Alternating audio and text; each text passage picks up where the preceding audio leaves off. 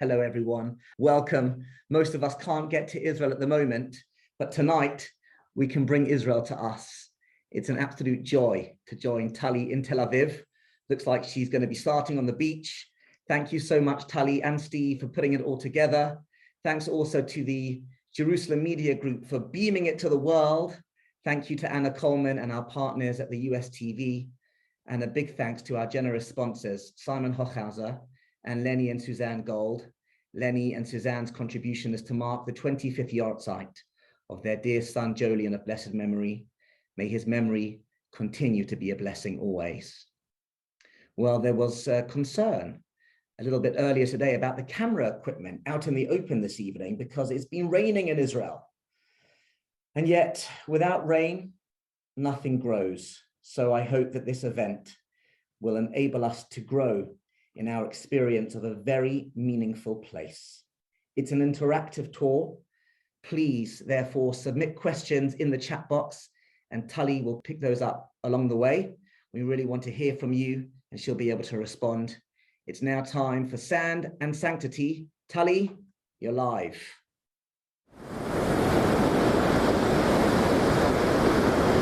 For hundreds of years, Jewish people who arrived Eretz Israel, to the land of Israel, the first thing they touched, the first thing they saw was this land, was this sand. This is where they bent down, kissed the ground, blessed Shechianu, and their tears blend together with the salted water of the sea.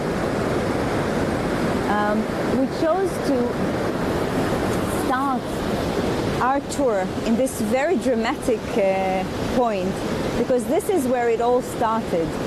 And I think for me, since now we're not arriving to Israel from the sea but from the air, the equivalent to this dramatic point, dramatic encounter with the land is, at least for me, when I sit on the plane and see the coastline of Israel being revealed to me, and this is where my heart starts to cry from joy. I'm so excited to welcome you all and to have you and to walk with you through the streets of Neve Tzedek and Neve Shalom, the very beginning of the city of Tel Aviv. There are two other reasons, personal reasons, why I'm so excited as well. Because, well, you can't know, but the first time I ever guided was here in Neve Tzedek. As a soldier, as a teacher soldier, I served in the army as a tour guide, and my first guide ever was here in Neve Tzedek. Another reason is that 4 years ago, I had the privilege to live in Yafo itself for a few months, and therefore it is very personal for me and moving as well. The name of the tour is Sand and Sanctity. Now, our neighborhoods, Neve Tzedek and Neve Shalom, are the first Jewish neighborhoods outside of the city walls of Yafo that lay the foundations of the city of Tel Aviv. The city of Tel Aviv was built on sand, just as we started with touching the sand. Now, the Hebrew word for sand is chol, but chol also means the opposite of kodesh. Isn't it symbolic that the most secular city of Israel, Tel Aviv, was built on chol? But in our tour of Neve Shalom and Neve Tzedek, we'll see how chol and kodesh, sand and sanctity, secular and sanctity are blended together. But first, let's start with where we are. So behind me, it's the old city of Yafo. In front of me, and it's very dark, so you couldn't see even the camera, even if the camera was facing that way, it's basically the coastline of Tel Aviv. Imagine the hotels of Tel Aviv that I believe some of you are familiar with as tourists. And here we are starting because this is where it all started, in Yafo. So a few words about Yafo. Yafo is very ancient. It's a 4,500 years old city, as opposed to 112 years of Tel Aviv. And for thousands of years, there were plenty of people living in Yafo. apart from Jewish people. There were Egyptians and Greeks and Romans and Turkish. Even Napoleon visited Yafo. But Jewish people until the 19th century were not there. Why is that? We'll answer in a second. But in order to answer that, we'll have to start with the very beginning of our very beginning, which is Sefer HaSfarim, the book of books, Tanakh. So where does Yafo appear in the Tanakh? There are three places in which Yafo appears in. The first time is in the book of Yoshua, when it described that the plot of the tribe of Dan, Shevet Dan, Nachalat Shevet Dan, is with the border of Yafo. So Yafo is serving as a border to the plot of the tribe of Dan. It's not part of the land of Israel. It's not part of the conquered Israel by Joshua. And maybe that is the key to understand. Maybe the sanctity of Israel does not dwell upon Yafo. The second time where Yafo appears in the Tanakh is in the story of Shlomo HaMelech, King Solomon, that built the temple of Jerusalem. He brings from the north the cedars of Lebanon, Arzeh Lebanon, in order to build the temple of Jerusalem, and he does it through the Rakun, which is probably the river Yarkon of today, next to Yafo. The third time is in the book of Jonah, that we read on Yom Kippur, that when Jonah is running away from his missionary to go to Nineveh and to save the people there from their sins, he's running away from the port of Yafo. He's going on the boat before he's being drawn to the whale here on Yafo. And another reason why Jewish people are not really settling in Yafo until the 19th century, that the rabbis of Jerusalem basically ostracized Yafo. And why did they do that? They want to attract the few Jewish people that did arrive to Israel to the four holy cities. And by that I mean Tveria, Sfat, Hebron, and Jerusalem, and Yerushalayim. And it's something that is about to be changed when in the middle of the 19th century, a wealthy Jewish banker from Istanbul bought a place in Yafo, a house that he basically makes as a guest house. So this way, the few Jewish people that did arrive to Yafo spend a night or two in Yafo before they go to these holy cities, and some of them even stay and live in Yafo. This is how little by little a Jewish community is slowly establishing in Yafo, and that is also the background of our tour today, of building basically the Jewish neighborhoods outside of Yafo. Something about the background of the people that came here. So in Jewish history, in typical Israeli school, they taught us that the people that built the country, the great waves of immigrations were from Europe. But before those great waves that we'll talk about soon came from Europe, many people came from Islamic countries, among them people from Morocco, driven by the ideas of Rabbi Biba, saying that the Geulah, the redemption, should come from us. People from Algiers, among them Aharon Shlush and his family, that we'll talk about soon. He's a key figure in the Shkuna, in the neighborhoods of Neve Tzedek.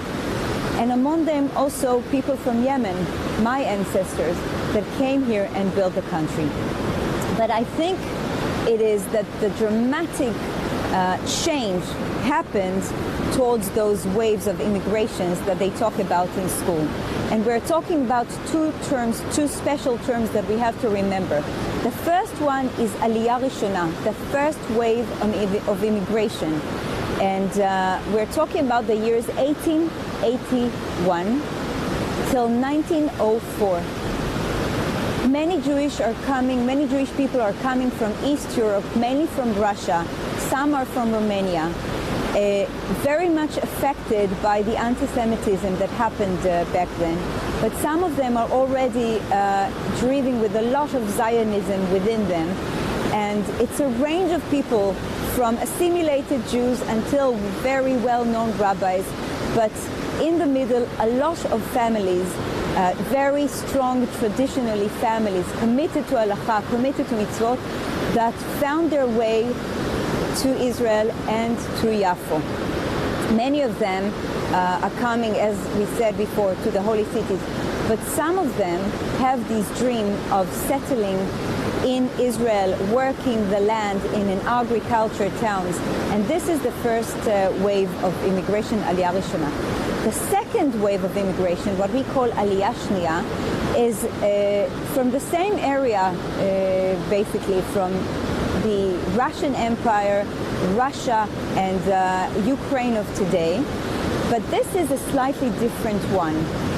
This is, if you're familiar with, and I guess many of you watched the film Fiddler on the Roof, or saw the play Fiddler on the Roof, this is the period where we talk about. And that is a wave of immigration that identified mainly with single people rather than families that came on the first wave of immigration. Many of them secular, many of them driven by the ideas of socialism and hoping to express the idea of the Jewish socialism, if you like, kibbutz. Some of them arrived to Yafo and settled there as workers. And I want to say something about, in general, Tel Aviv, just like the land of Israel, the Jewish state, was built by Olim Chadashim, okay? And being an immigrant is a hard thing.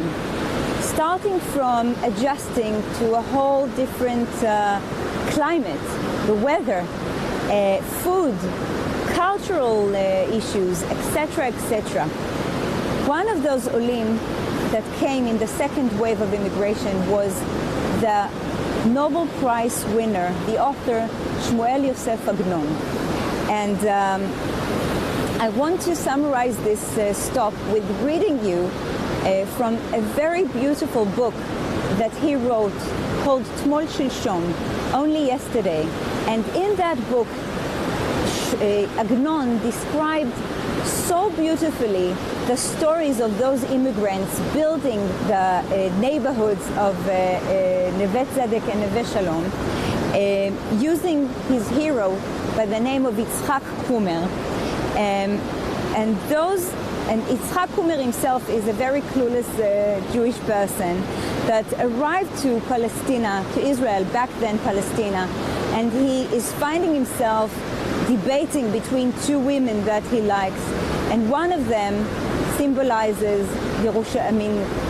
one of them is from Yerushalayim and one of them is from Tel Aviv, and each one symbolizes a different essence of Judaism. And very much those Olim Chadashim that came were stuck between two essence of Jerusalem that maybe reminded them of their father's house, Beit Abba, their hometown in the diaspora, and everything that they left behind, and Tel Aviv, or at least the foundations of Tel Aviv, that symbolized everything which is new, the future, the modern, with everything that came with it. So I want to read to you these beautiful words of Shai Agnon.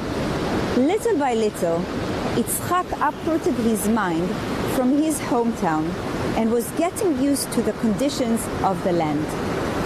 The cherries and the currants and the Canaanite strawberries and all the fruits, big and small, which he was used to in his city, were departing his memory.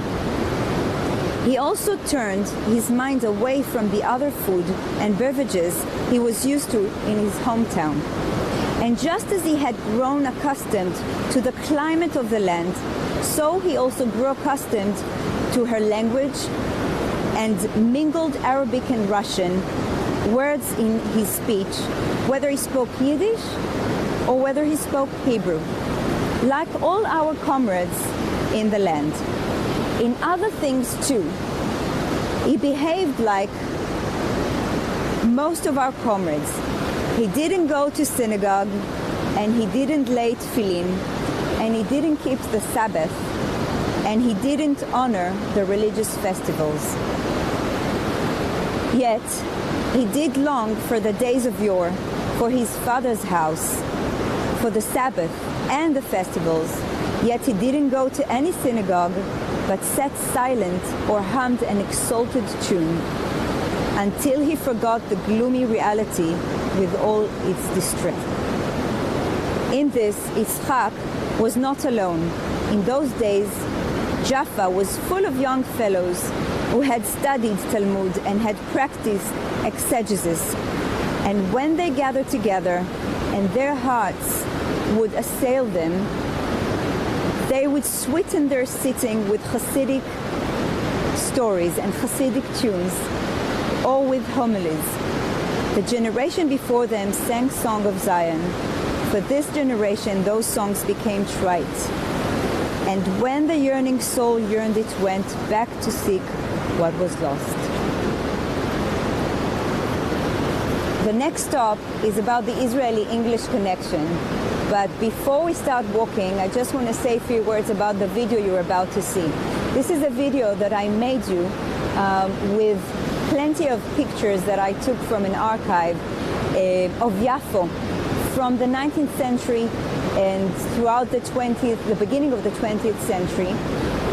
And you'll see people coming with boats on the port of Yafo. You see the view of Yafo, and you'll see plenty of other pictures, not only from Yafo and its Jewish neighborhoods, but also from the Moshavot, from the towns, with all the Jewish pioneers. And I do urge you to take a look at the flag which appears on one of the school pictures, and let's see if anyone recognizes which flag is that. Bear with me, and let's go.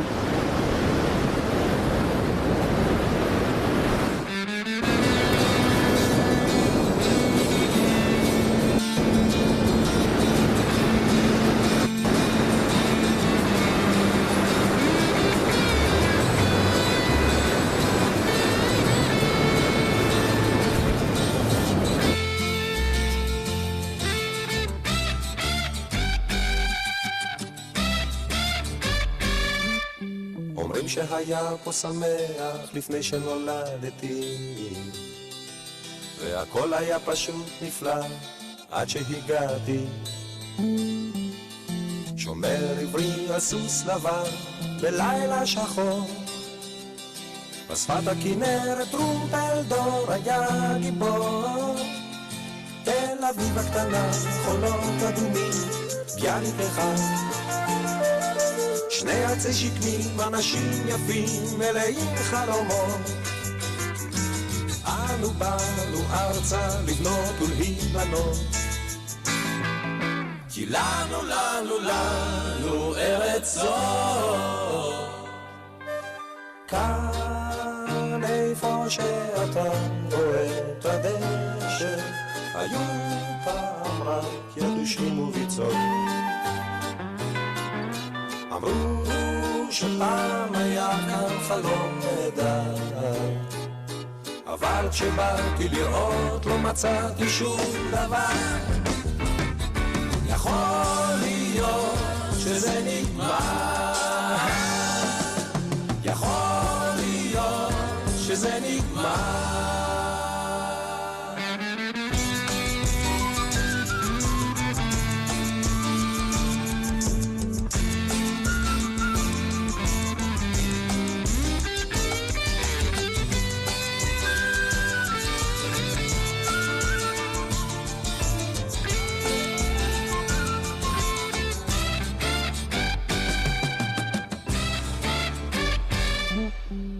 שהיה פה שמח לפני שנולדתי,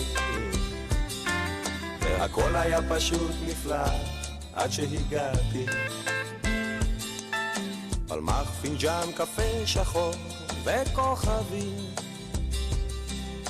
אנגלים, מחתרת וילקוט הכזבים, שפם ודורים, כפייה על צבא, ירון זהבי, אדרמן תמר, בחורות יפות, מכנסיים קצרים. היה להם בשביל מה לקום בבוקר.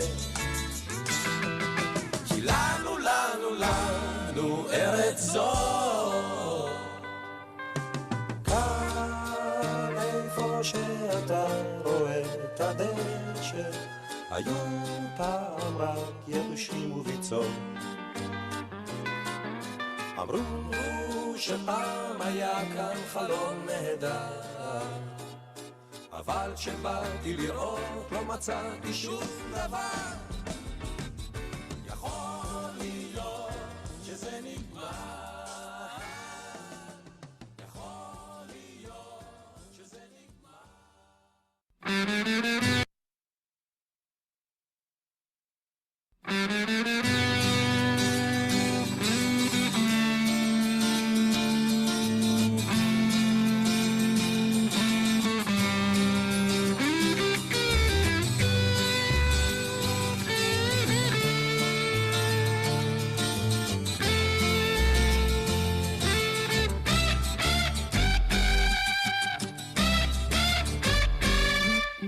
אומרים שהיה פה שמח לפני שנולדתי, והכל היה פשוט נפלא עד שהגעתי.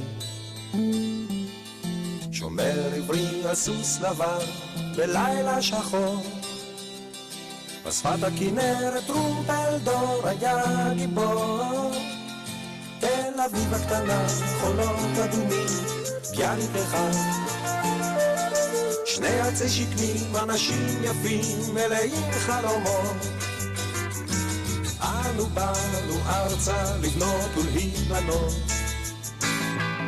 כי לנו ארץ זו. כאן איפה שאתה רואה את הדשא, היו פעם רק יבשים וביצות. אמרו שפעם היה כאן חלום נהדר, אבל כשבאתי לראות לא מצאתי שום דבר.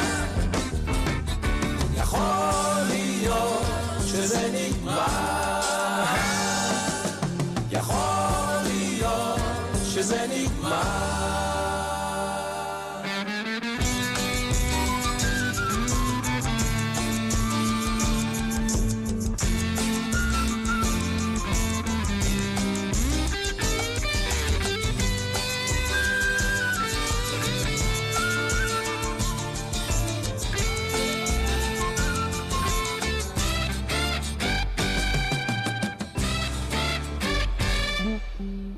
שהיה פה שמח לפני שנולדתי, והכל היה פשוט נפלא עד שהגעתי. פלמח, פינג'אן, קפה שחור וכוכבים, אנגלים, מחתרת וילקוט הכזבים, שפם וגדולים, כפייה על צוואר, ירון זהבי. אדרמן תמר, בחורות יפות, מכנסיים קצרים, היה להם בשביל מה לקום בבוקר. כי לנו ארץ זו. כאן איפה שאתה רואה את הדשא, היו פעם רק יבשים וביצות. אמרו שפעם היה כאן חלום נהדר, אבל כשבאתי לראות לא מצאתי שום דבר. יכול להיות שזה נגמר.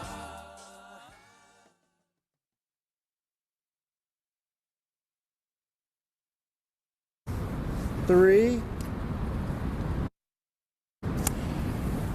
So I promised you an Israeli-English connection. This row of houses behind me has to do with a very special man named Zerach Baranet.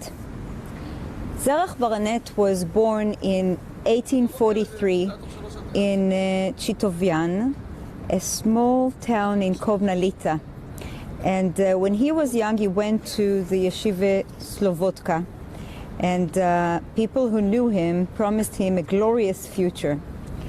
But he wanted something else. He was much more into business. And luckily, he married the daughter of a very wealthy Englishman. Her name was Chaya Leah. And he settled in London and traded there in various products, among them fur and mainly salted fish. And he made a living very nicely and didn't have any materialistic concerns. But his heart wanted to be over the sea. He was a very, very passionate Zionist. And he made Aliyah to Israel and invested in various projects, among them the neighborhood of Mea Shearim, but which was quite successful, if I can judge. But many other times he invested money that in all kinds of projects that became a failure. And after investing in those projects, he had to go back to London, make again more money, and then coming back here. This back and forth stubbornly he did for 15 times. And his wife, his beloved wife, Chaya Leah, all this time went along with him, and the love and the devotion that the two of them had towards another was a well-known thing. Only once their marriage basically were on the verge of a crisis.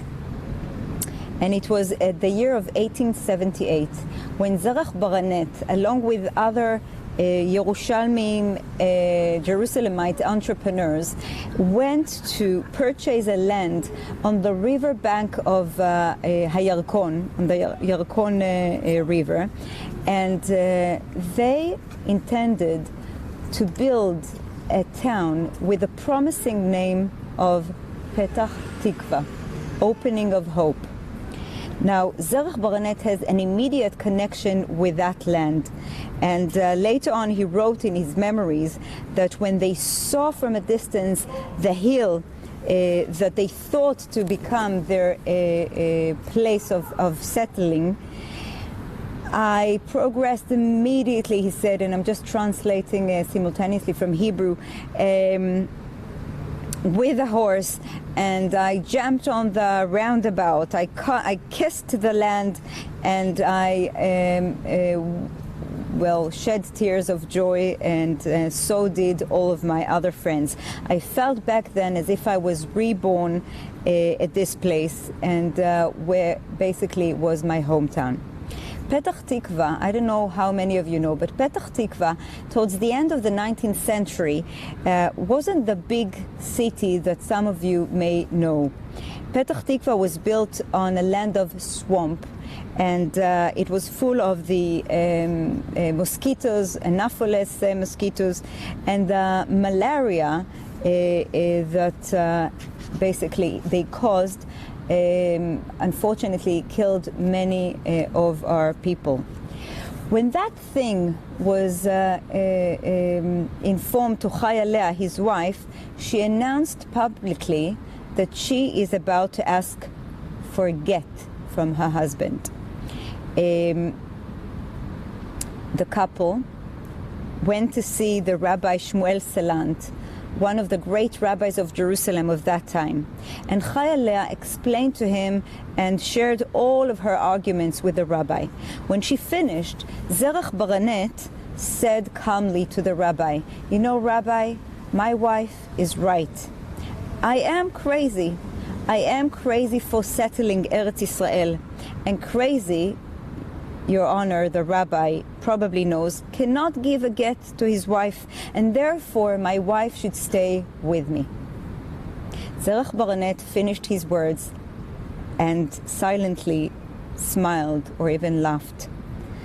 The rabbi himself touched his beard and tried to think, and Leah, Chaya Leah herself, burst out of laughing herself.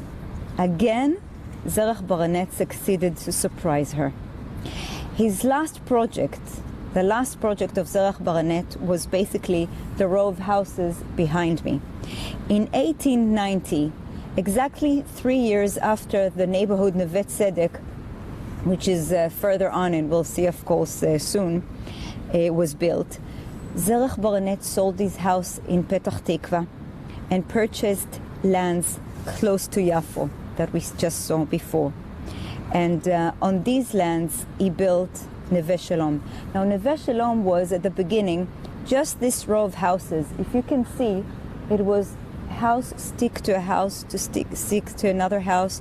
They were built this way in order to provide the people with sense of security. These people had to be convinced to leave the old city of Yafo when they were protected by the walls, the old city walls. And if you think that the Jewish people of the city rushed into those houses of Neve Shalom, of Zerach Baranet, you're right. I mean, you're wrong, sorry. Just like the story of the Yerushalmi story, the story of Jerusalem, of building Mishkenot Sha'ananim in Jerusalem, when Montefiore tried, again Englishmen, tried to convince people, Jewish people, to move from the old city into his new neighborhood, it didn't succeed. Also, people preferred the stink and the crowdedness and all the poor sanitary conditions of Yafo to making a change with what they were familiar with. Now, the awaited change happened only after the wife of the rabbi, Naftali Herz Halevi, the rabbi of that time of Yafo, got sick. The doctor recommended the Rebbetzin to get out of the old city, out of the molded place, and to spend some time in the open air. Zerach Baranet offered immediately one of his houses. The rabbi and his wife saw that it's actually not bad living here, and they decided to stay. And this is how, followed by them, came more and more families, and Neve Shalom basically was officially founded.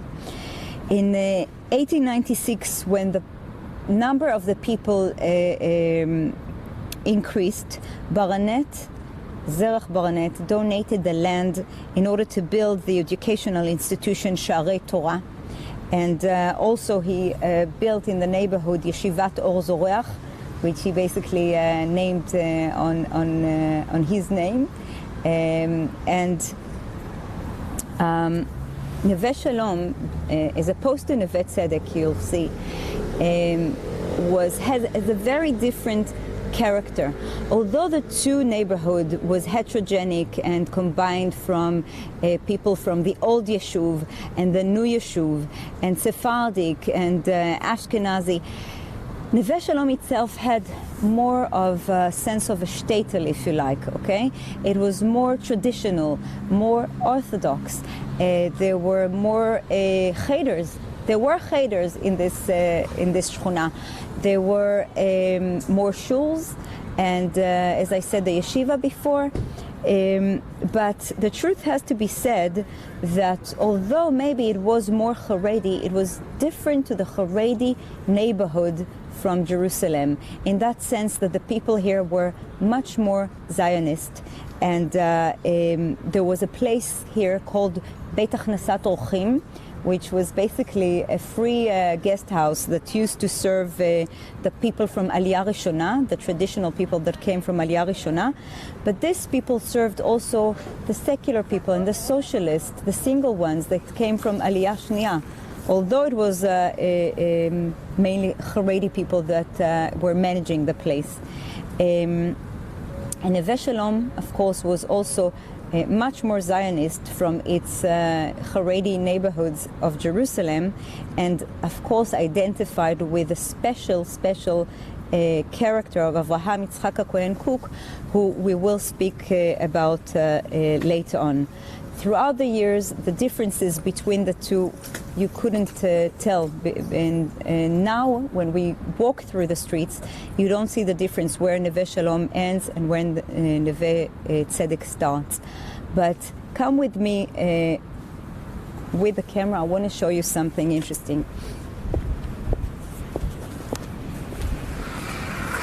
Careful, Shani. This is a very typical sight in Tel Aviv of our days. Everyone is on scooter. Okay.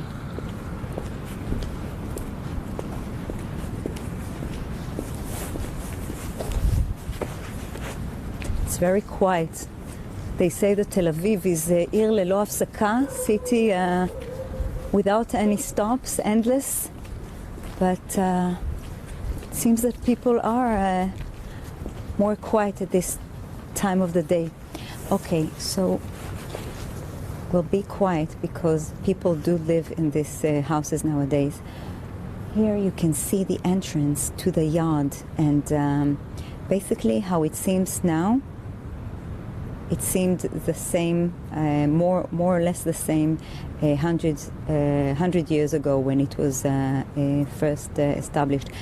I want to tell you that when I was trained to guide here, I had an access to one of those yards, and we had the ability to see indoors and to be exposed to how it looked like. For the first time, people had their own toilet, their own loo.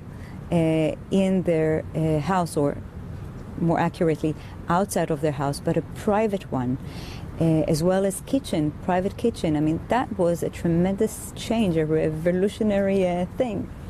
And one more thing that I want to show you is a very sweet thing called Menshelach. Menshelach in Yiddish is little people. So this chupchik over here, you see,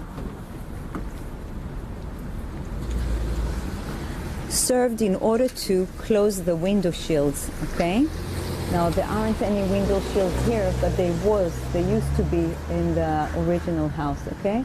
There's I don't know if you can see, there's a man and there's a woman, okay? This Menshelach is very typical, and you can see it all over the neighborhoods next to the window shields. Even in the most renovated ones, they kept this Menshelach as a homage to the historical neighborhood. Bear with me and let's play the song together, feel as if we're in the shtetl.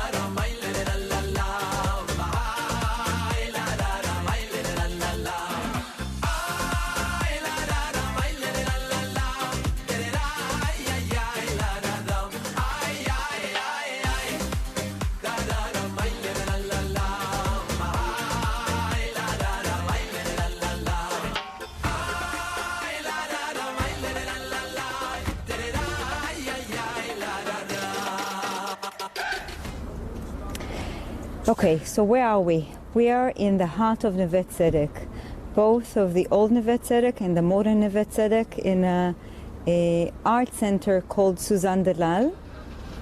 I believe that many of you are familiar with Suzanne Delal, because if you know Neve Tzedek, you know Suzanne Delal.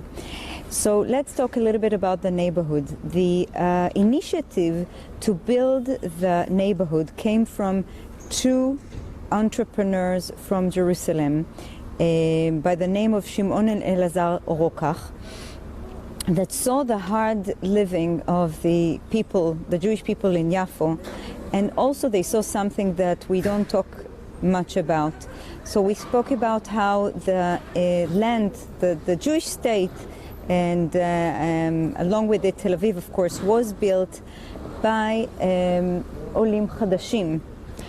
But many of those Olim, many of those immigrants, when they came to Israel, they didn't last. They couldn't stand with the poor conditions, and they went back.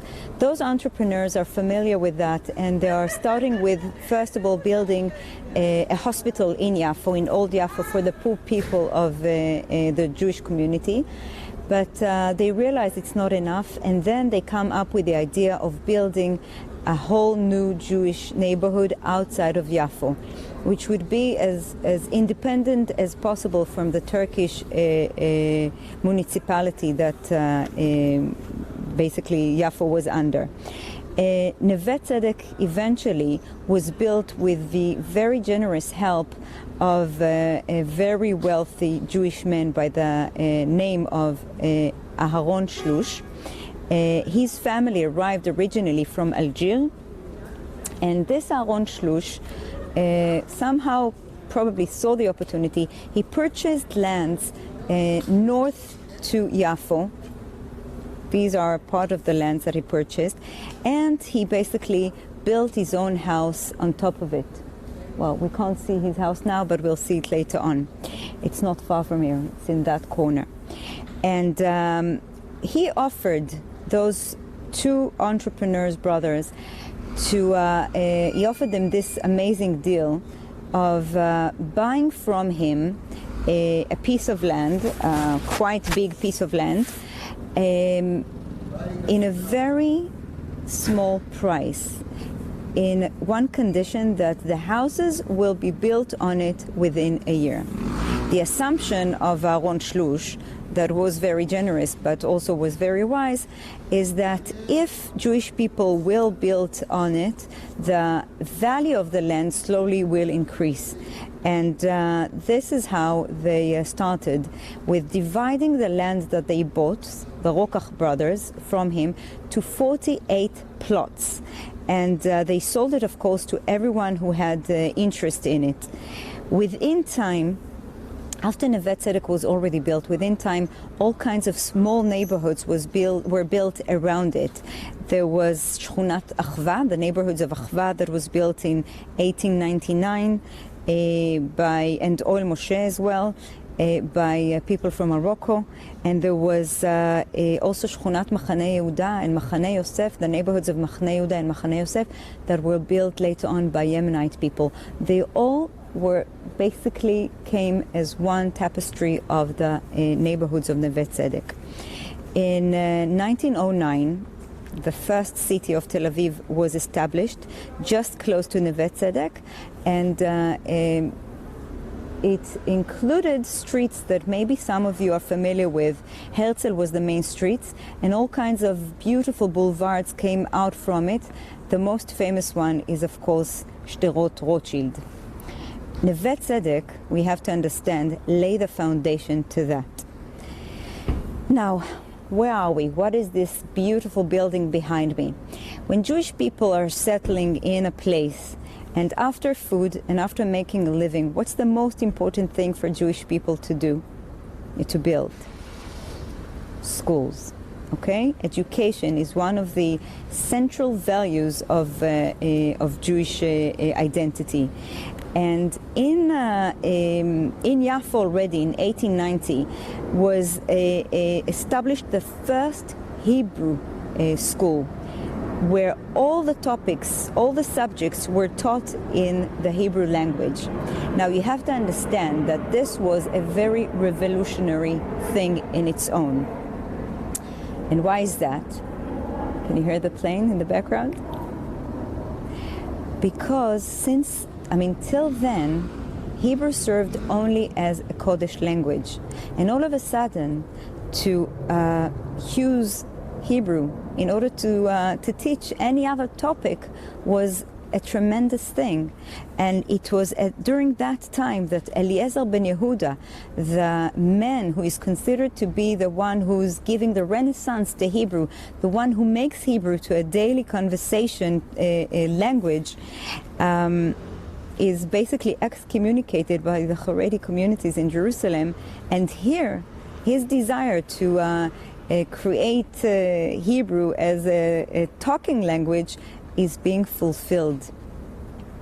At the beginning, boys and girls studied together, and afterwards this school in Yafo, in Old Yafo, shut down, and instead of that there were two schools opening, the one which is behind me and the other one who's behind Shoni, the cameraman, you will see in a second.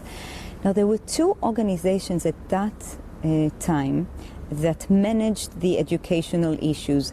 One was Chovevei Zion, or Zion lovers if you like, that were into Jewish values, Hebrew, teaching Hebrew, traditional themes, along with secular topics as well.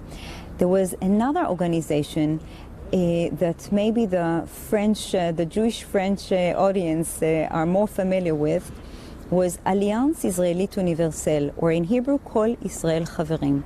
Now their aim was not only to teach Jewish people, Jewish values, but to help people and to support them wherever they are in the world and to make them citizens of the world. How do they do that? By teaching, of course, all the general topics, along with the language French, okay? So one school of Chovevei Zion for Hebrew, the other one of Alliance Israélite Universelle with French.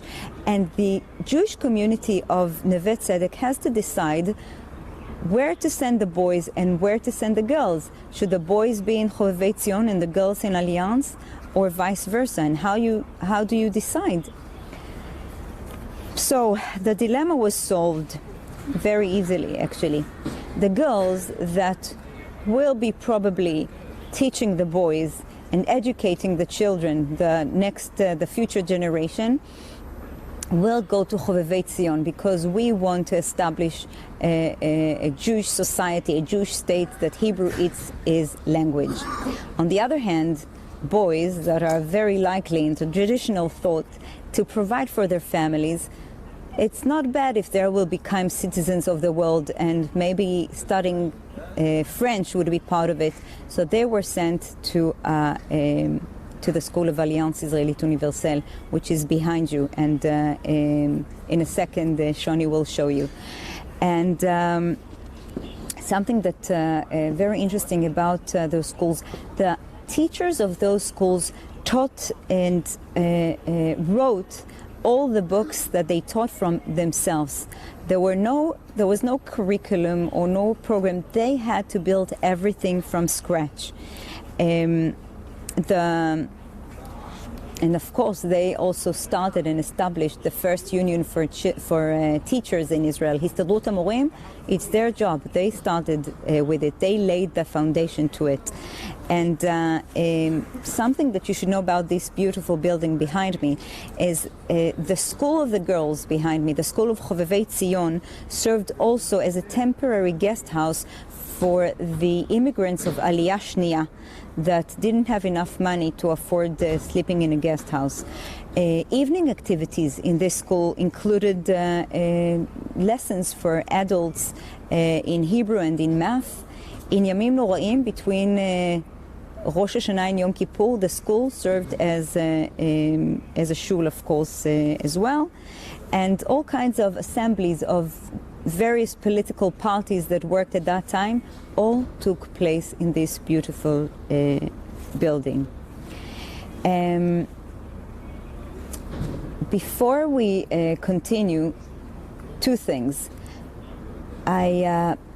What's today in this beautiful building? So Chovevei Tzion, the Bet Sefer Lebanot, the school for girls, is now serving as and dance school to two of the most famous dance companies in Israel, Lakat Bat Sheva and Lakat Inbal. And behind us, which you'll see in a second, is actually the theater where all their performance take place. Now, before Shoni will show you the beautiful building of Bet Sefer Lebanim, of the boys' school, just want to say something very, like in brackets, but it's not in brackets. It's something that had to be stressed, that at this period, at the beginning of the 20th century, when those schools were built, education and school took a very, very central part in the life of a community. Look, it was built in the heart of the neighborhood. The buildings themselves seems like shrines of, like a temple, basically. And I think something was broken. Even at the beginning, when we entered beforehand, Shoni, I showed you the name of the street is Yechieli. Yechieli was the first principal of the school. I mean, I asked Shoni, do you think nowadays they would name a street after a principal of a school? I mean, I wish, you know.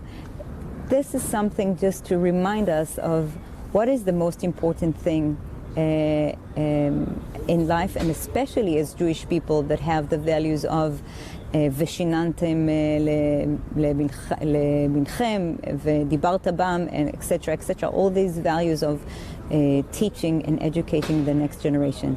Shoni now will show you the theater that used to be the school for boys, and then we'll continue to the painted walls, okay?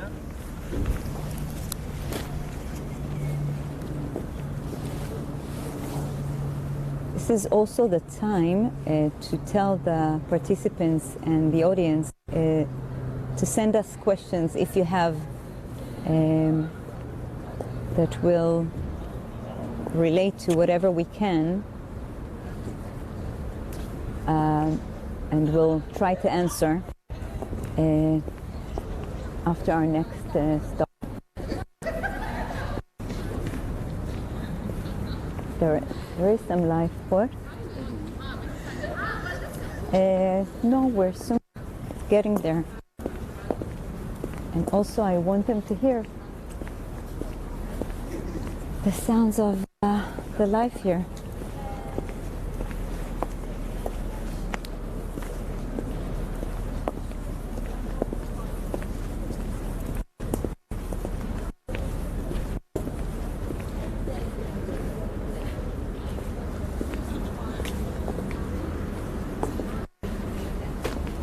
Okay, how are we with time?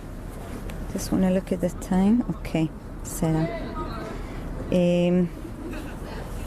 טוב.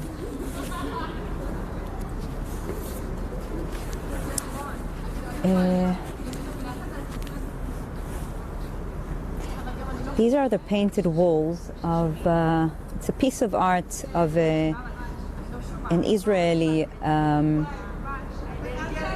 artist by the name of David Tartakover. Just want to show you briefly.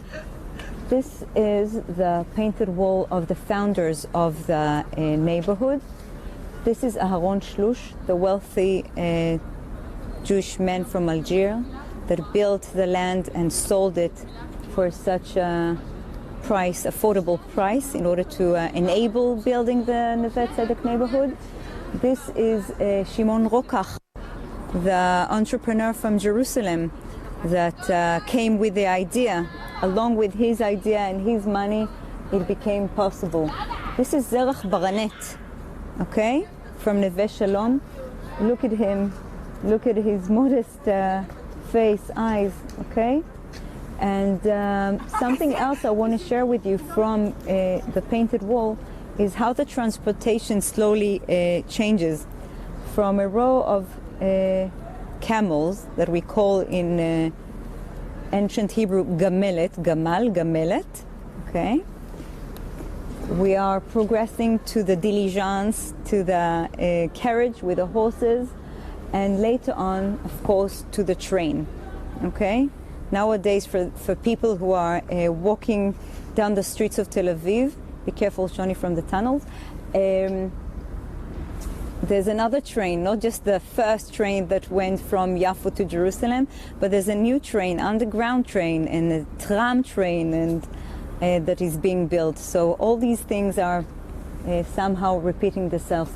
This is the school for girls. You see that it kept its original view, and this is, of course, gymnastic lesson, okay? Here we can see up Gymnasia Herzliya, which was the first high school of Achuzat Bait, the first neighborhood of Tel Aviv, okay? So it's all on the foundations of Neve Tzedek. But I want to focus on this wall here. And I want to say a few things before I talk about the people here. That Neve Tzedek was different to Neve Shalom, not only because it was primarily prepared and was built in order to populate a big public of people, but also in the way it is the character of the people, the character of the place. It was, if I may say, a much more trendy place and much more modern place and more revolutionary place, even though both of the neighborhoods, both Neve Shalom and Neve Tzedek, as I said before, were quite heterogenic, and they both had Sephardic people along with Ashkenazi people and secular people with more traditional people. But within the neighborhood of Neve Tzedek, the first newspaper worked, okay, and several ones afterwards. The newspaper HaOmer, which was edited by a man called Simcha Alter Gutman. He was the father of Nahum Gutman, the very famous author and painter that probably Israelis, if they are in the audience, are more familiar with. The first modern schools, as we said, that taught in Hebrew, were founded in here. The first cinema, which unfortunately we won't have the opportunity to go and see, was founded here. So in a way it was much more innovative and much more modern to Neve Shalom. Now this wall is has to do with the intellectuals people and the spiritual people of the neighborhood. Shai Agnon, who we started the tour with, is here. Alexander Ziskin Rabinovich, but I want to focus on Baron, who was the wife of the founder of the Labour Party of Israel, but she was an author and respected on her own. But I want to focus in two different characters, and first of all is Avraham Yitzchak Cohen Cook. Okay. So Avraham Yitzchak Cohen Cook arrived to Israel on Friday, Vav Be'iyar, 6th of Iyar, the month of Iyar, in 1904, just 5 years before Tel Aviv was established. And he came from Russia. He grew up in a religious house, clearly, but he grew up in a house that were somehow a misnagid. His dad was a misnagid, which means an opposer to the Hasidic thought, or Hasidut. But he himself was taught by a Hasidic Lubavitch Hasid, and he was very much influenced by him.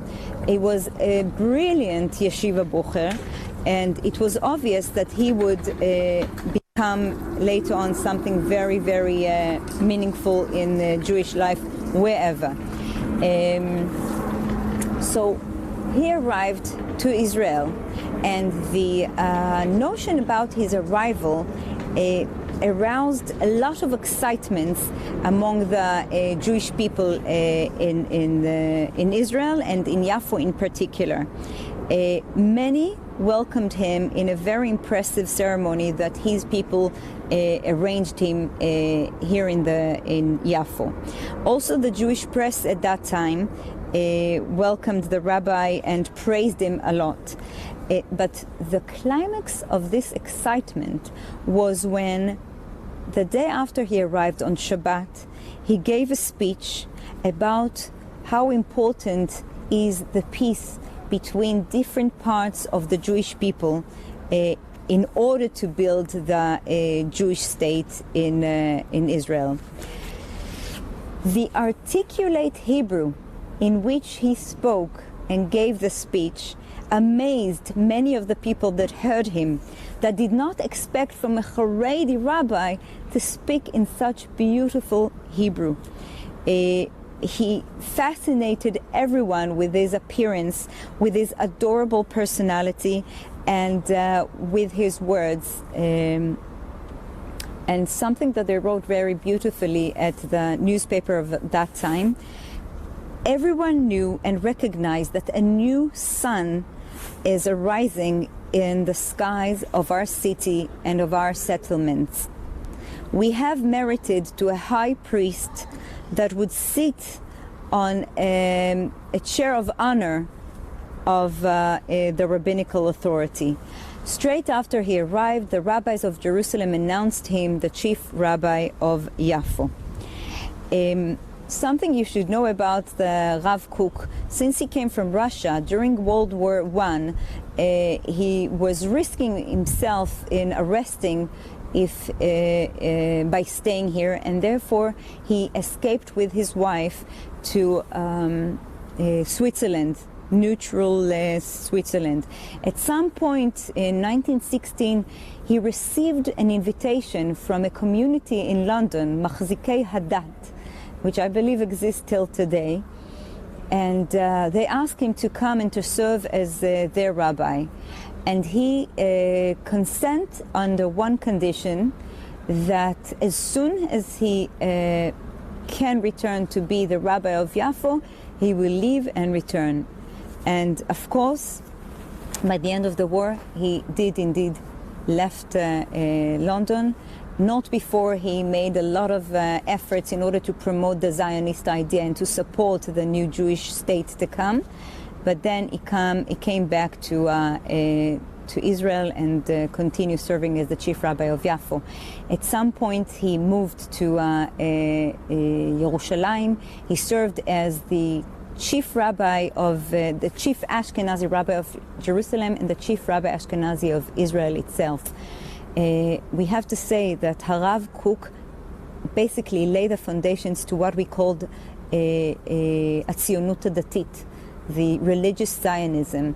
And one of the most important institutions that he founded was Merkaz Harav, that of course active until today. A very different, maybe the extreme opposite, if you like, the anti-hero to Harav Kook, I think not in vain, is standing here. And that is Yosef Chaim Brenner, okay? Yosef Chaim Brenner was born as well as Rabbi Kook in the empire, the Russian Empire, and to a very poor family, and his childhood is going through a lot of difficulties. His dad, just like Arav Kook's father, was a misnaged, and himself was sent to be taught by the rabbi of the town, who was what? Chassid Lubavitch Chassid. But his heart turned to other places. Slowly, Brenner was exposed to all kinds of literature, secular literature, Hebrew literature, and slowly he became an opposer himself to Chassidut. At some point, he's been exposed also to socialism, and he started to be interested in making aliyah and settling in Eretz Israel in an agriculture settlement. In 1909, just 5 years after Rav Kook has arrived, when he's 28, he arrived to Israel. After 1 week of trying to work in agriculture, when he realized that his soft hand, the hands of an author, won't make it, he basically was forced to live, and he left the settlements in the Galil where he used to work straight to Jerusalem. After a short while in Jerusalem, he came to Yafo, and he settled in Yafo. At this point already, he was not only exposed to literature, but wrote things himself. Okay, in 1910, he publicized a very crucial article against all religions, including the Jewish religion itself. On the other hand, he declared a declaration of being faithful to the Jewish culture, which is embodied in the Tanakh. This article stormed upon him the whole yeshuv, the whole community. And after the storm calmed down, he started teaching at school in Gimnasia Herzliya, despite of the objection of all the supervision committee and few of the parents. And they needed to supervise him in order to make sure that he's teaching according to the curriculum and not taking people against the Jewish religion. Brenner himself helped Agnon to become public. Okay, Agnon, the author, the Nobel Prize winner, came public because or due to the help of Brenner himself. Brenner himself translated the book Hachet ve'Onsho, Crime and Its Punishment of Dostoevsky to Hebrew. He translated few other pieces to Hebrew and wrote himself all kinds of books and pamphlets. In general, he lived a very pessimistic, not to say ascetic life. His wife, unfortunately, left him at some point. But I think more than anything, Yosef Chaim Brenner is very famous, or the most famous thing he's famous for. He was one of the victims of the pogroms that the Arabs made against the Jews in 1921. Brenner was brutally murdered by Arab terrorists in his own house, which was south to Neve Tzedek in a place that's called today Abu Kabir. Now, I want to share with you a beautiful story that I once read that was found in the memories of Nahum Gutman. Nahum Gutman was a child in the neighborhood. Nahum Gutman, the author, the famous author, and the painter, which, by the way, his house, sorry, not his house, in the house of the writers, they located a museum under his name. It's called Museon Nahum Gutman. We won't make it tonight for the museum, but whenever you have a chance to come to Neve Tzedek, don't miss the opportunity of popping into the museum. So back to my story. Nahum Gutman, as a child, described that every afternoon the group of intellectuals, among them Harav Kook and Yosef Chaim Brenner, were gathering together on the balcony of his dad, Shin Ben Sion, the editor of one of the most leading newspaper of that time, HaOmer. And one afternoon, he said, he noticed that Harav Kook rushed out in order to get on time to Tfilat Mincha. And shortly after he left the house, Yosef Chaim Brenner left after him. Now, back in those times, there were not paved roads. Everything was sand. So he saw how inside the footprints on the sand of Harav Kook were stepping into his footsteps Yosef Chaim Brenner. Every footstep, like a meditation, went into the footprints of into the footsteps of Harav Kook until he arrived to shul, facing the shul, and didn't go in. Thought it was a beautiful story to share with you. Now we'll continue to the next stop, but beforehand we'll see if there's any questions that I can answer you guys.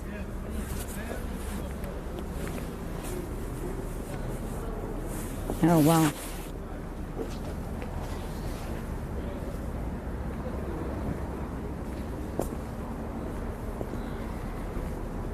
Okay.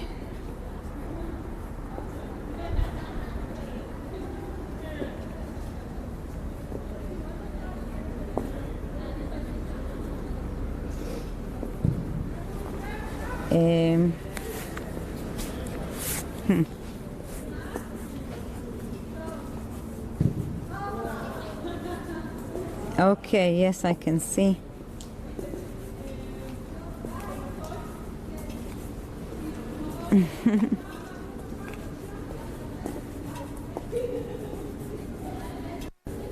Okay.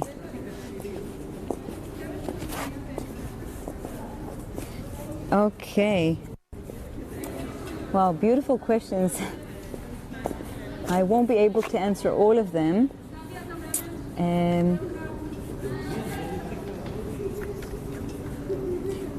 You can see all the citrus trees as a homage to Yafo.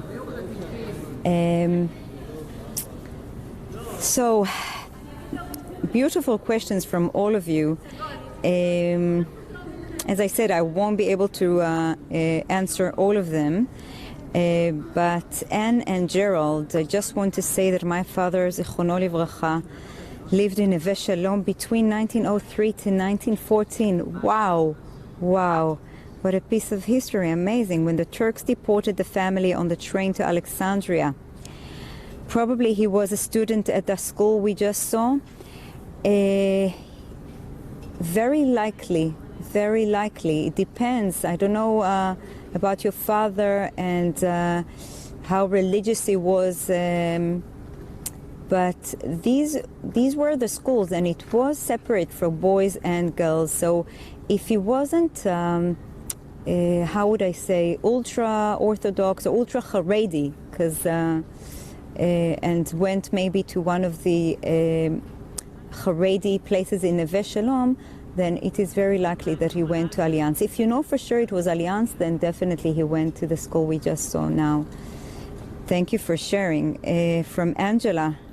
Hello, Angela. What has happened to the neighborhood along the years? Beautiful question. Yeah, I'll answer in a second.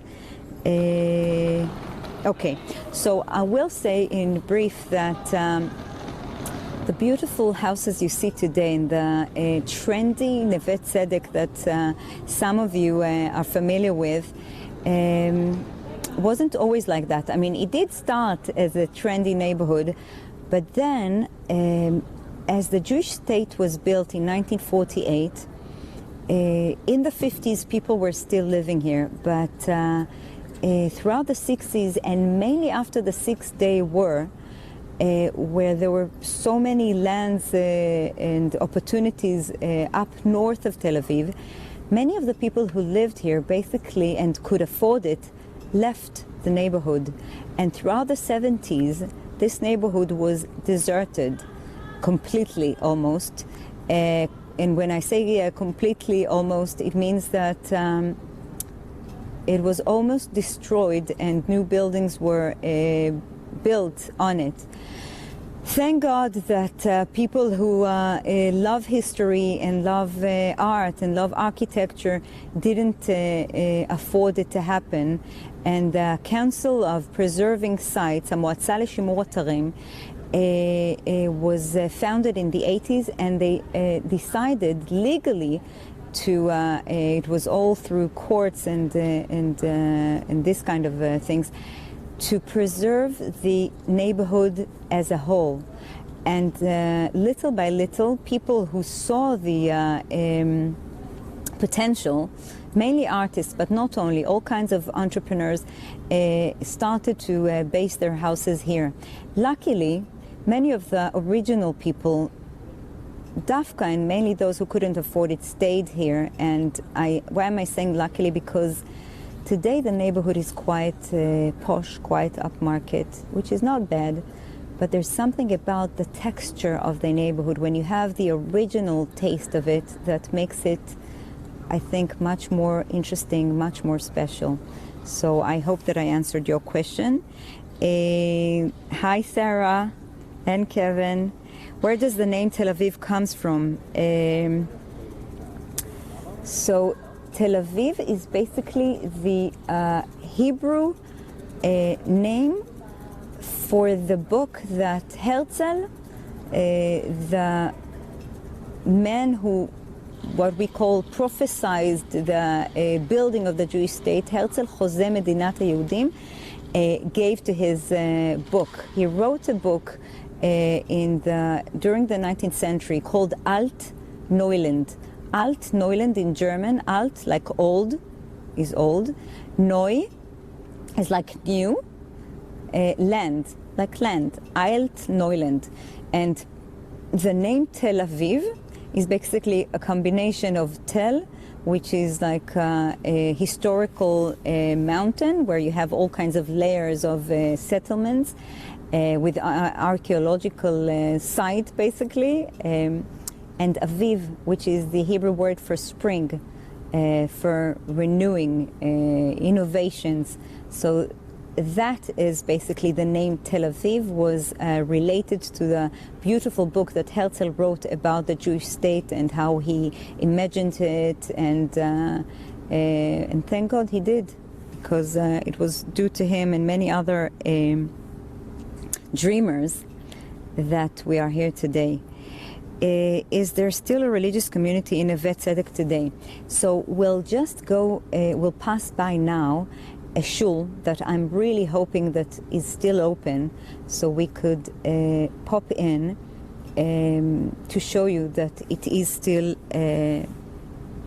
exists. Religious life still exists here, and even if not as a community, there are people who live here, observant Jews, that this shul is active. Is active. It has minyanim, not only during the end of the week, and it's not the only shul here. We just passed by a shul on the entrance that Steve and I even had the honor to participate in Hachnasat Sefer Torah a year and a half ago of friends of ours. So yeah, to your question, Susan, there are religious people still in religious life. Let's continue.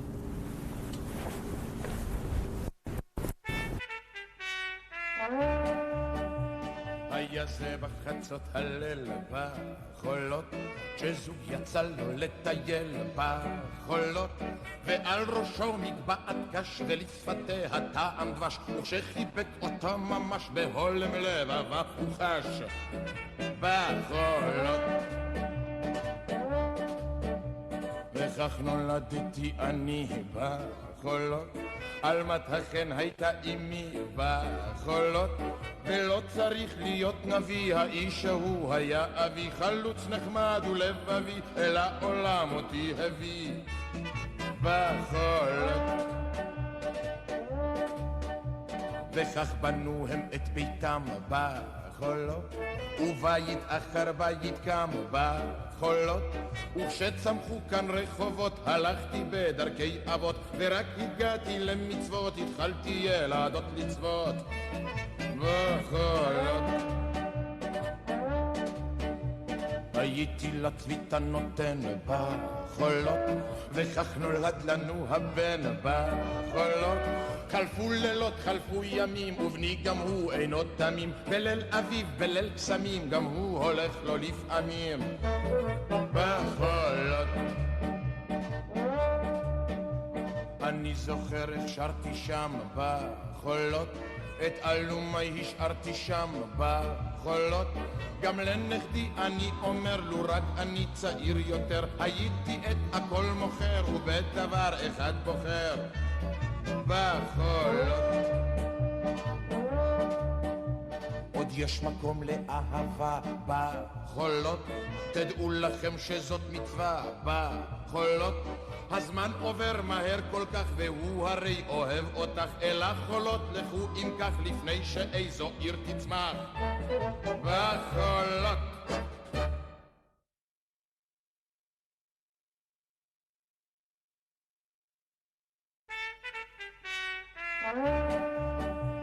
היה זה בחצות הליל בחולות, כשזוג יצא לו לטייל בחולות, ועל ראשו מגבעת קש ולשפתיה טעם דבש, וכשחיבק אותה ממש בהולם לבבה הוא חש בחולות. וכך נולדתי אני בחולות, עלמת החן הייתה אמי בחולות.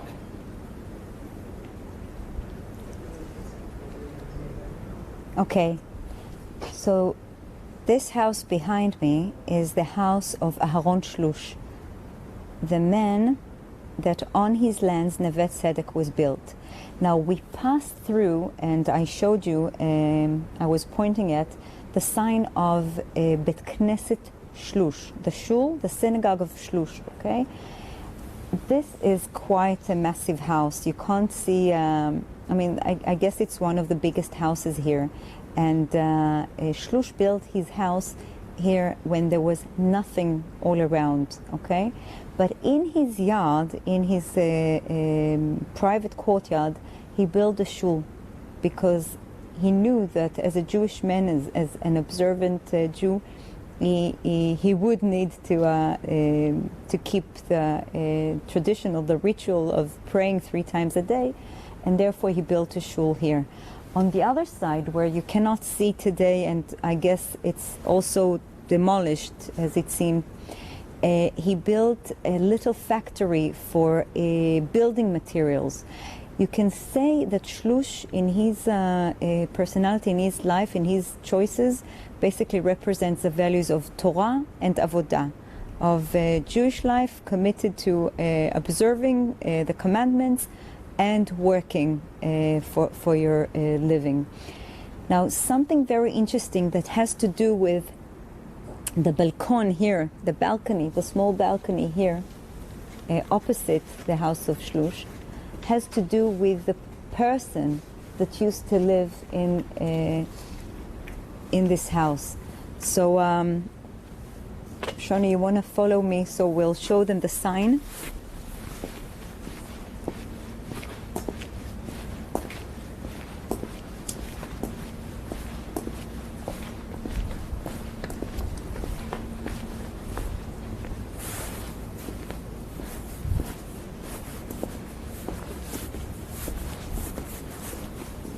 Yeah, so here it is. I'm trying to be as silent as possible because it is still a residential area, and the time here is 11, almost 11:30.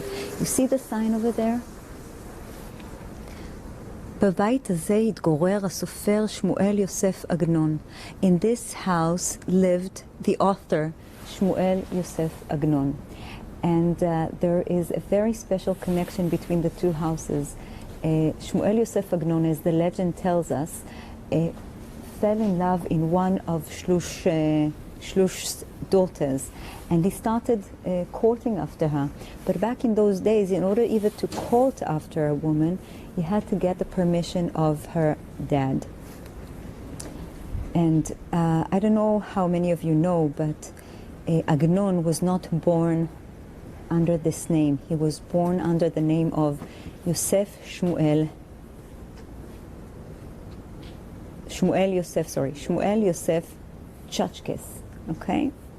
And when he asked the permission from her father to date his daughter, he thought about it and then he decided, no way, I'm not going to let my daughter date such men.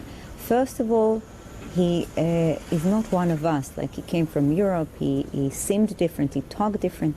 Second of all, he seemed like he has no capability of making a living. We're talking about a very wealthy man here, right? And third of all, with a name such as Chachkes, what good can come out of this man? Little did he know, Shlush, that this Chachkes is going to be a very famous author and will win one day the Nobel Prize for Literature.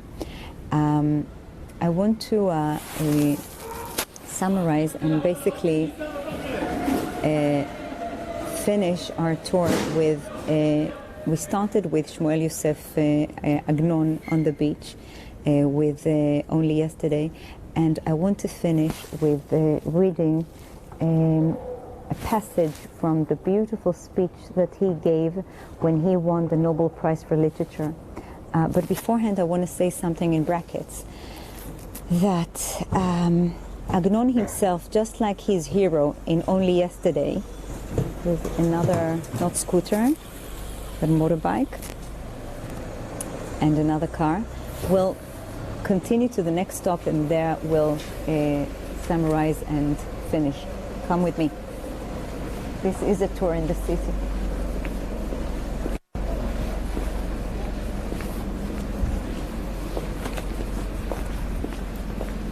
So quiet, and it seems like I'm in Paris. Funny, huh?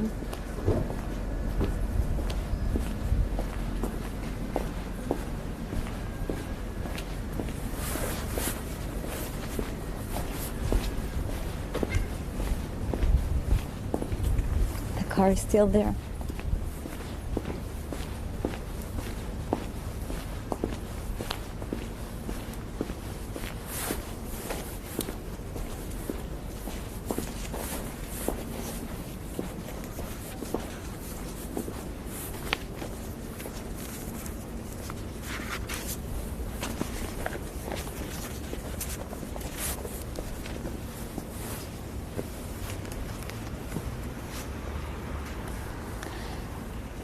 So as I said before, Shmuel Yosef Agnon, just like his hero in Only Yesterday, Yitzhak Humer, had all kinds of transitions when he came to Israel. When he came to Israel first, he settled in Yafo, as we said, and he came without his kippah on his head. Then he moved to Europe, where he was married and lived a while in Germany. When he moved back to Israel, this time it was to Jerusalem, and with a kippah on his head. He didn't explain anyone, but he decided he wants to live fully Jewish life and to be fully observant. And this is how he basically ended his life, being a religious, observant Jew. It is a tour about Yafo and in Tel Aviv, but we cannot talk with the diaspora from over the sea without mentioning Jerusalem. And I want to read to you a passage of from the speech that Agnon gave when he won the Prize Nobel for Literature. And I want to dedicate these beautiful words to the Levin family, also Levites, just like and Agnon himself, and to the Kay family, and to pray along with you that singing will never ever stop from their homes. And you'll have the translate now played in the screen, because I have to read it in Hebrew. It's just too beautiful to give up the Hebrew. מתוך קטסטרופה היסטורית שהחריב טיטוס מלך רומי את ירושלים וגלה ישראל מארצו, נולדתי אני באחת מערי הגולה, אבל בכל עת תמיד דומה הייתי עליי כמי שנולד בירושלים. בחלום, בחזון לילה, ראיתי את עצמי עומד עם אחי הלוויים בבית המקדש, כשאני שר עמהם שירי דוד מלך ישראל. נעימות שכאלה לא שמעה כל אוזן. מיום שחרבה עירנו והלך עמה בגולה. חושד אני את המלאכים הממונים על היכל השירה,